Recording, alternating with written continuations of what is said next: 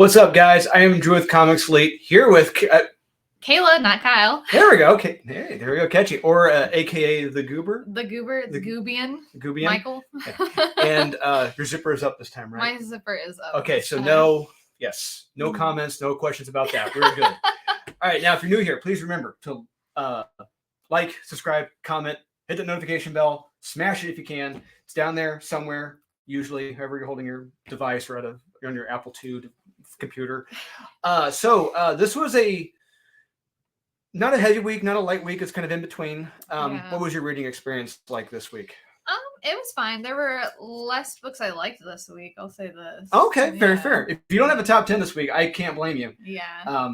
It was just one of those weeks. Oh, and a little heads up, we didn't get much Diamond in this week. It was a lot. It was a big LCS day week for stuff in our boxes. So that's coming up next week. So the LCS day. Yeah.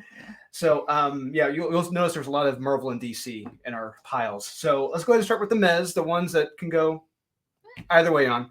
My first Mez of the week is DC Mech 5 of 6. Okay. Mine is Once Upon a Time at the End of the World. Okay, I think I had that as a skip it. Your opinions. So it's basically they're in kind of like apocalyptic world, and this girl meets a guy and they start an adventure together. It just that's what it is. I was kind of hoping it would be a little bit better. It might get better, but yeah, it was just kind of boring. Nothing unique about it, really. No, and what's funny is that they have several variant covers for this comic. Oh, several. That's a little concerning. Yes, I don't know why. There you go. Hey, there you go. Not just me saying it. So DC Mech number 5 of 6. This is not for me. The art, the mech suit thingies, they're driving it. There's some interesting ideas here, but they don't work for me story wise. Since this is effectively a toy line, that's Okay. Now there was something similar to this that Marvel did with Avengers Mech Strike. But what made that special and different is that you had truly amazing art, you had a solid writer, and characters who didn't need their mech suits after an issue or so, to fight. Yeah. But this alters way too much, and it's hard to get behind. And not for me. Yeah, that was one of my skip-its too. Hey, there you go. That's very fair. Yeah. So there you go. Yeah. All right, my next meta of the week. Oh, wrong pile. Next meta of the week is. Centurions number 5. Oh, I didn't get to read that one. I've got DC versus Vampires. As a meta, yeah. So often as I say to Kyle, explain yourself. I honestly, so last week I think we had DC versus Vampires All at War. Correct. And I like that series better than I like this one. I thought I would like this. It just was kind of boring. Not a whole lot I thought was really going on. I thought it was kind of cool. Martian Manhunter is in there. But yeah, it wasn't that intriguing to me. That's all. Just a little boring. Okay. Very, very fair. Yeah. All right. I got Mega Centurions number 5. Yeah. So how this issue opens reminded me of the comic I wrote, Born of Blood, with the daughter of a king who was disappointed that he had a daughter. But that's where the similarity ends, because the daughter in this is a whiny, mopey, self-absorbed, depressed biatch, or as I call it, an unlikable protagonist. She couldn't even finish her own fight, and I hate that crap. No, through the power of friendship, we can win. It's like that. Oh, yes. Yeah. But hey, you may like that. You may like the power of friendship, so you can win the fight. But I feel like a lot of teenagers are like that though too. Okay. So it's a little realistic, I guess. I don't know. You know. Which is why it's a toss up. So this is why it's a meh, because I've been there. Okay. I was a teenage girl. Okay. I know how it is, but it also is kind of annoying. I'll agree. Right. So there we go. Next meh I have got is X-Force 34. I've got Daredevil. Oh, you know what? I have got that too. How about that? Nice. I had some issues with this.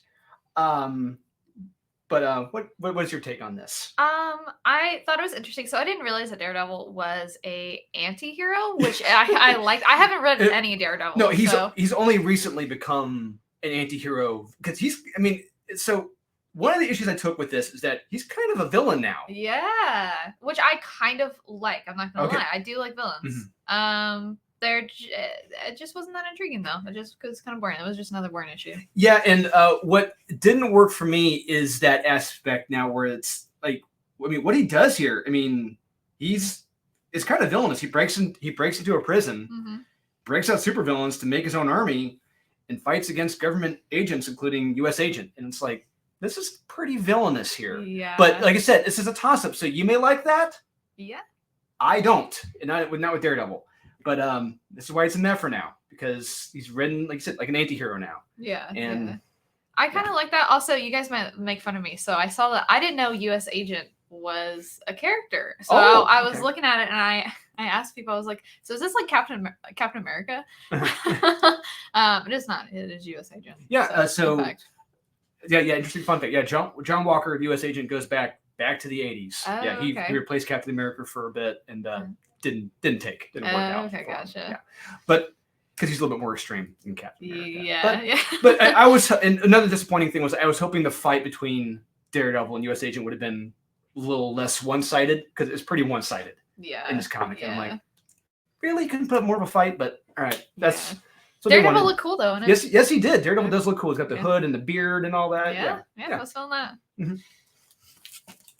Let's see here. Next one I have got is X-Force 34. I've got Batman Fortress. Okay, I had that as a hard line skip it. Oh, wow. Okay. Yes. Because what they do to the Kal-El family in this, I was not a fan of. Now, why was this a meh for you? Well, first of all, not much happens in this. I'll say that. No. I also was surprised at how nice Lex Luthor was in this. Well, not nice, but like he was kind of working with Batman, I guess. It's a little surprising. That's all. And I don't like this little rat thing. I don't like it. Most don't. Yeah. It was just another boring issue to me. Yeah, that's one of the reasons why. One of the many reasons for me why I have to skip it, but I'll get into the other things a little bit later on. Okay. So X-Force 34. There's things I like about this, and there's things I don't like about this. The humans fighting back against the mutants, I really like, which is great because I appreciate it, because the mutants now are evil, in my opinion. Yeah. But what they're doing here with Beast is just wrong here. They've made Hank McCoy a straight up evil mad scientist. I'm hoping there's a big twist with this, because if there isn't, I will just be pissed. For now, it's a meh. Yeah. Cool. Yeah. All right. Next meh I've got is X-Men 17. I've got, what was this? Genesis Vale Captain Marvel. Yeah. Okay. 5. Yep. Okay, that's fair as a meh. Okay, so what did you think of this? So this is another one of those issues that I read it and I had no idea what was going on. Yeah, I didn't care. Okay, yeah, and you hadn't. So that's because, like, let's be honest, you're relatively new to reading these characters. Yeah. And you didn't even read the previous 4 issues. No. Are unaware of the character too. Yeah, and I think I sometimes, like I said in like the previous video, if you haven't read the other issues, like. That's okay. It doesn't mean that it's not a good comic if you don't understand what's going on. But I think a really great comic is a comic that you can just hop into anywhere and still kind of get something. It's like what Stan Lee used to say, every comic is someone's first comic. Yeah. And this could be yours, and I'm sorry if it is. Hey, that's very fair. That's very fair. X-Men 17. Forge goes into the vault and brings Darwin out. The end. Nothing shocking here or cool. It's great seeing Forge in action, but he's just saving an evil plant pod clone of a character now. I didn't work for me. It is what it is.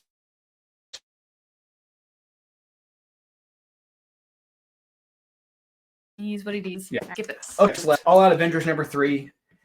It's not bad. The Avengers beating up a bunch of Red Skulls who may or may not be old and elderly.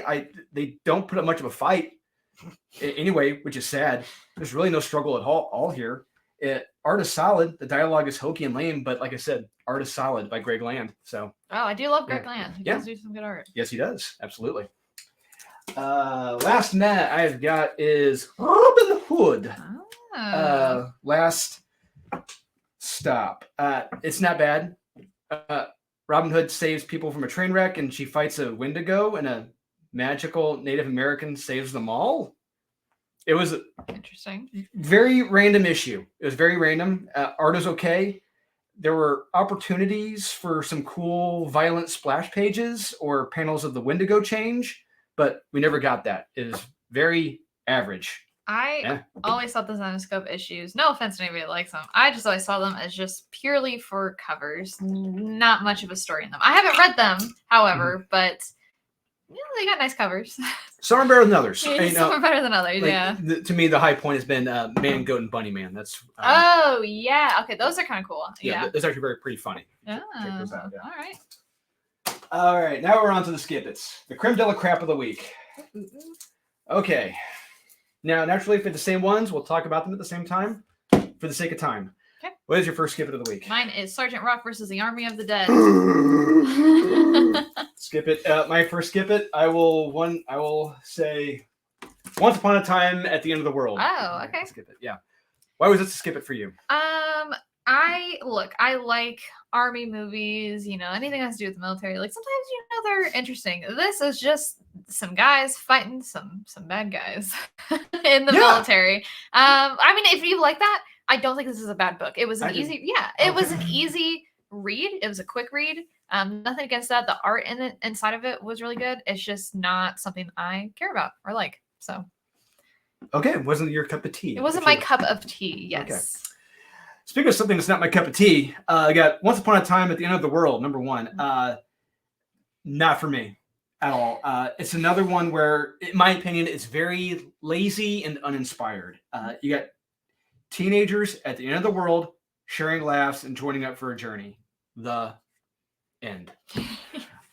What the hell is original and not wrote about this? It's like I've read nothing but stories like this for the past 2 years. Yeah. I suppose if you haven't read any of the post-apocalyptic comics lately involving teens, which is pretty much all of them, yeah, you may have your mind blown with this, but there's nothing really original here. And if you've read the other 10 to 15 versions of the story, yeah, you're going to be bored to tears like I was. Yeah, you'd think they put something in it to like kind of really hook you to make it stand out. Yeah. But no, they didn't. But yeah, don't be fooled by the 10 different variant covers they've got. It is not worth it at all. Yeah. All right, next skip it. I've got Punchline to Gotham Game number 2. Yes. Wow, we're gonna have you explain yourself. I've got DC Mech. So I don't know. This is giving very much Gundam. If you guys have seen Gundam, do you know what that is? Is that a hentai thing? No, no, it's not. They're just like they're just big robots basically. It's like animated robots, kind of like Transformers. Okay, I thought the term of that was was hentai. No, that's funny though. No, it is not hentai. Okay, shows you how my knowledge of all that is. But anyway, continue. Yeah, I just think this like would appeal to like 5-year-olds. Okay. Yes. Yeah. Like I said, it's a toy line. It is a toy line. Yeah. Yeah, I just didn't like it. I don't like big robots, except so I do like some big robots, just not this one. It was boring. Okay. Jeff Feel. So explain yourself. Okay, where are my notes for this? I've got Punchline number 2. I put this comic down at least 5 different times during one sitting because I just absolutely lost interest with this comic. Wow. I put it down. Literally, I counted. I'm like, I just put it down again. Yeah, I was bored to tears reading this. And the ending of this, you seriously want me to believe that Batman wouldn't have several scenarios for how to take down a kidnapper and an adult being held hostage on a rooftop? I call bullshit on that. It's just, no. Yeah. Okay, I see that. But you thought it was that boring you had to put it down? Yeah, 5 times. 5 times. Wow. Yes. That's surprising. Yes, I was bored to tears reading this. Wow. Okay. Yeah. All right, that's your opinion, I guess. Yes, it is. Yeah. Very true. Yeah. This could be an interesting list. I'm curious to see what else you got. I know. Next skip that I've got is Harley Quinn 24. Oh, Jesus Christ, you're going to have to explain yourself again. I've got Human Targets. Hey, I got that too. How about that? Oh, hey, we're going to have some fun with discussing this one. This would be short and sweet. Oh, hey, there's like 2 or 3 different covers of this with Batman on it. So is Batman anywhere to be found in this comic? No. No. There you go. Batman is on 3 different covers of this. He is nowhere to be found. And I think his name is only dropped once in this on one page. You just kind of have to assume that it's Batman. Yeah, and it's Human Target and Ice on the run. Human Target randomly beats up a guy in a diner nearly to death. And that's not explained, by the way. No, it's not. It's not explained. And the 2 of them continue to talk and talk and talk and talk. And Ice makes an ice house. Yeah. Fuck this comic. That's all I gotta say. The inside, I think the interior is pretty. Greg Smallwood is a great artist, and it's a shame he is one of the many artists who is ruined by a Tom King story. Yeah. All right. I got Harley Quinn 24. I'm gonna skip it. I got Star Wars Yoda. Okay. So I am a very jaded Star Wars reader because I gave you the Star Wars books because, in my opinion, most of the Star Wars books suck and blow. I'm curious about your opinion on this one. So I am not the biggest Star Wars fan in general. I don't hate them. It's just, I like sci-fi, but it just really wasn't my thing. And reading this comic made me think, why was this even made a comic? It is just Yoda saving a family of aliens from another big mean alien. And I didn't see the purpose of this, besides, unless you really love Yoda and you want to see some Yoda action, but he doesn't do anything that cool in it. Okay. Yeah. So there's no point to this. And this was $5. $5 for that? $5 for that. Damn, Disney's really getting their money for this. Yeah. I think Star Wars is kind of a cash grab too now. So, absolutely. Kind of. It is. It is, yeah. Harley Quinn 24, speaking of cash grabs, this was just lazy and uncreative to me. Yeah. Both times in this, Harley has someone tied up and demands answers. That's it. She doesn't do anything cool, unique, or different with them. Nothing. Just sitting in a chair, tied up, and asking some questions. That's it. I hated the personification of Victor Zsasz in this. He wasn't scary or menacing or creepy at all. I'll give you that. He was not. He just came across as a loser. Yeah. And all I'm going to say is, if you want to see a true definitive take on Victor Zsasz, read Nightfall by Dennis O'Neil, Chuck Dixon, Graham Nolan, Doug Monk. You'll see just when he holds a girls' school hostage. It is a great, scary issue with Victor Zsasz. Mm-hmm. Anyway, we find out who the murderer may be, and it's, oh my God, the Harley Quinn who laughs. I like that. Whatever. I thought that was cool. Okay. All right. Okay. I'm at the point, like I said, so you're, like I said, relatively newish with anything involving blank blank who laughs. Yeah. And it's like, it's the eye twitching where it's like, it's like the Batman who laughs, the Robin who laughs, whatever laughs who laughs. It's like, I'm done with this.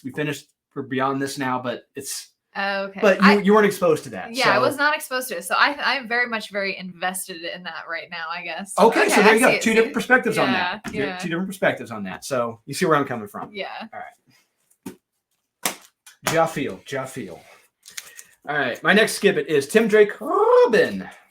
My last one. This is Justice Warriors. Oh my God. Oh my God. This is one of the ones I would rip. What the? Wow. What is this?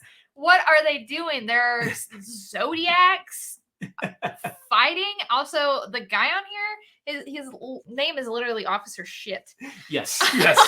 Makes no sense whatsoever. Okay, so before Kyle canceled at the last minute, because we've been reading it since issue 1. Oh, okay. This is one of our favorite series. Are you guys serious? Yes. And now, if you have been reading it since issue 1, you'll notice it is a great farcical take on police and rioting and just extremists on both Okay, sides. because I didn't know if it was satirical or not. It is satirical. It is satire, yes. That makes more sense then, because I was like, what the hell is this? Especially with the Zodiac stuff. You know what? I don't mind a little Zodiac here, but it's like cringy. That's the point. Yeah, it's a joke. Yes. Gotcha. Okay. Well, then that kind of clears it up a little bit. I still didn't really care for it. It just wasn't for me. But okay, I see where you like it. Cool. Jeff Field. How'd you feel? I got Tim Drake Rubbin, number 3. This was terrible. Once again, the art, terrible. I'll agree. The art was bad. Yeah, Riley Rossmo, he just needs to just quit. Just hang it up, man. You're done. Tim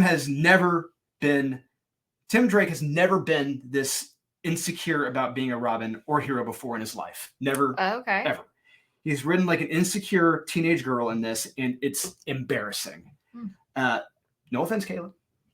It's all right. Well, I'm not a teenage girl anymore. Okay.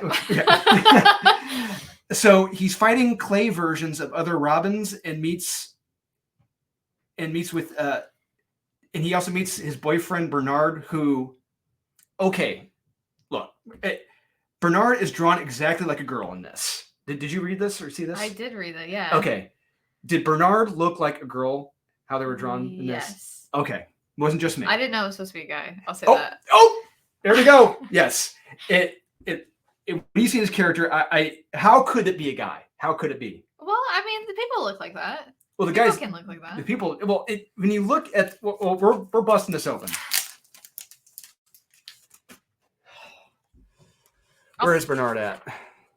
They do them all dirty in that. Look at it. Especially something like that. It's like okay. It's hard to see that as a guy. Yeah. I mean, okay. Yeah, I get what you're saying. However, I don't know. That wasn't the big issue with me for it. It was it's not drawing.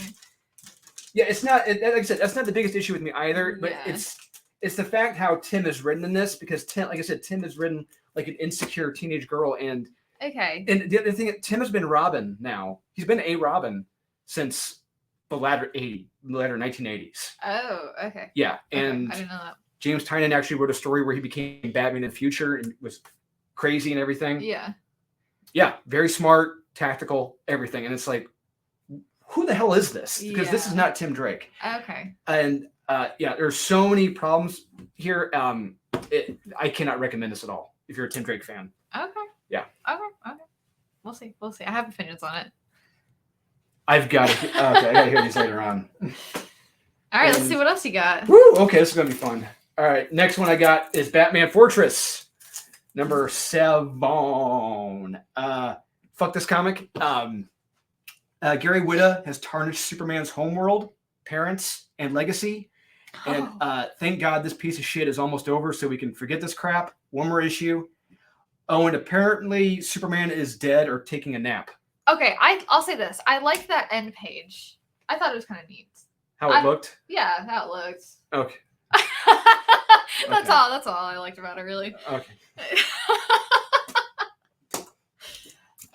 Next one, guys. Action Journalism, number 3. Oh, I never got to finish that one.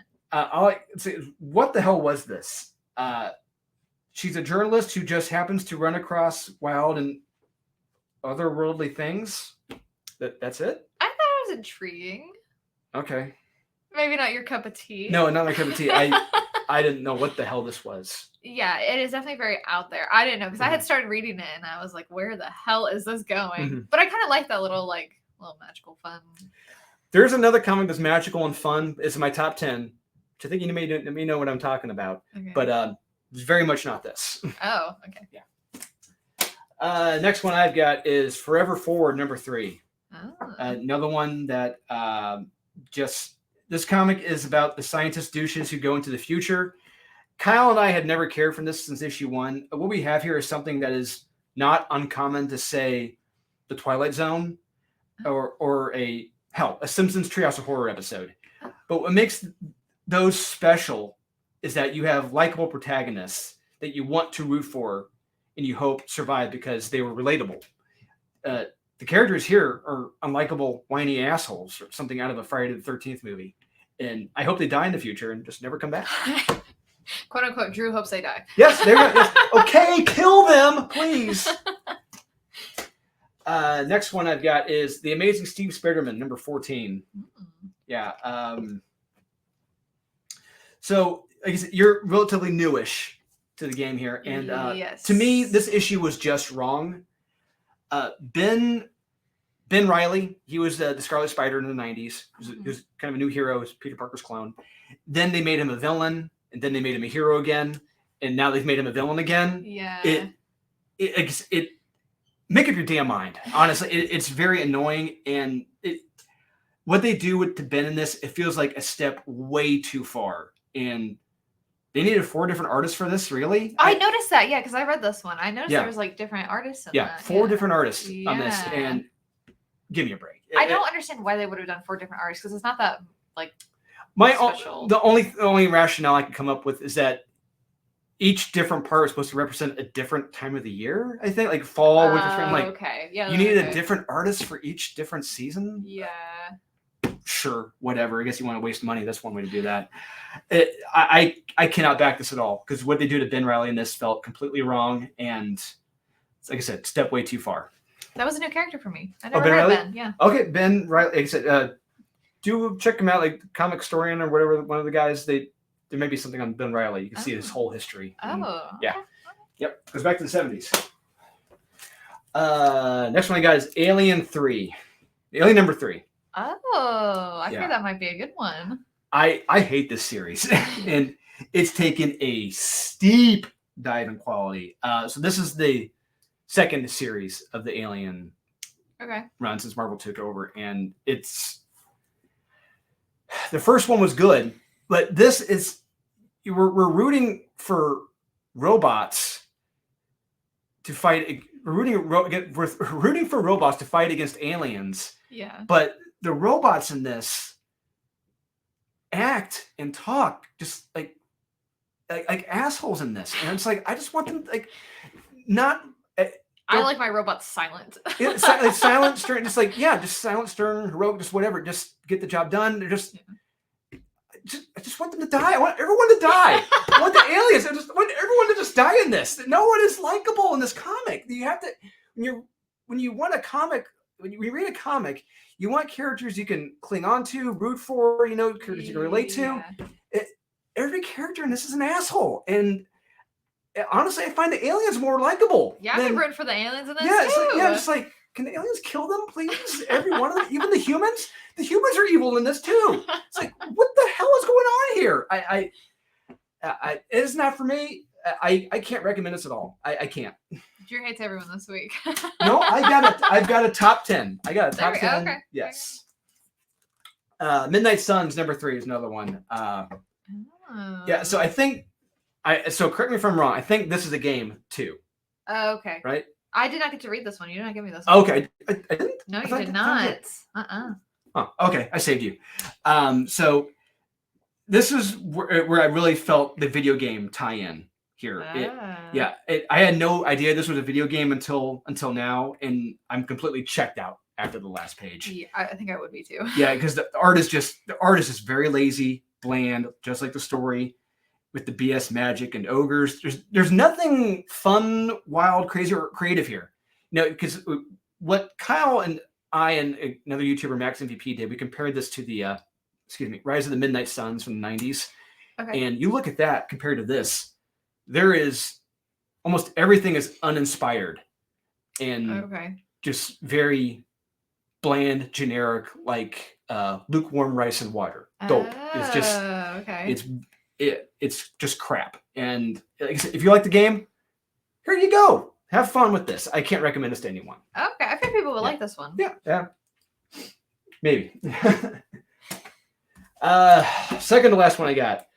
Dark Spaces Wildfire number 5. Oh, I'm interested. This is one I did not get a chance to read, but I was very interested in. I thought it might be good. Yeah, so there is, so this is based on actual fact. So what happened in California, I think, what's her name before she became vice president? She enacted a law where prisoners actually go out and fight fires for like $2 an hour, whatever. Interesting. Yeah. Okay. So there's an interesting story. Oh my God.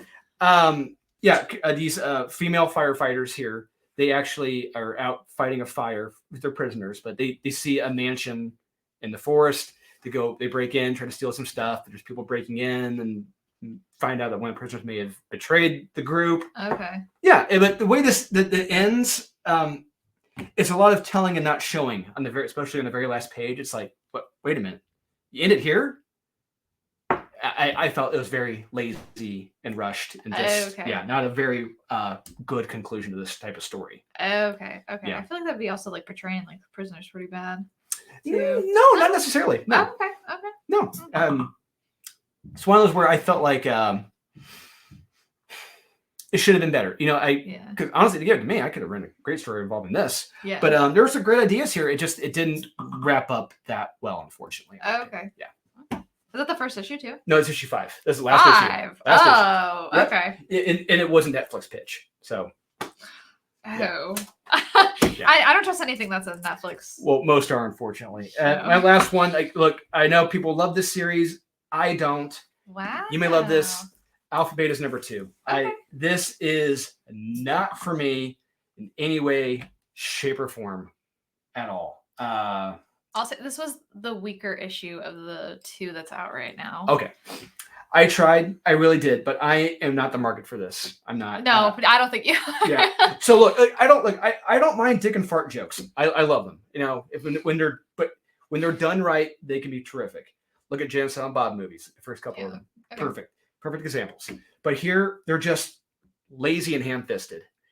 I hate the art in this. I hate the art in this. Everything about this is just lazy. I am partial. I like the art, but I also don't. It's very if you've seen like Rick and Morty, it kind of looks like Rick and Morty, but it also looks like I hate the art in that show, like Brickleberry or some of the other stuff. I don't know if you know what I'm talking about. It's like a mashup between the two, so I like it and I just hate it too. It reminds me of Steven Universe too. And I hate that art too. I don't mind. It's mid. It's not that good. Okay, yeah, it's just you may love it.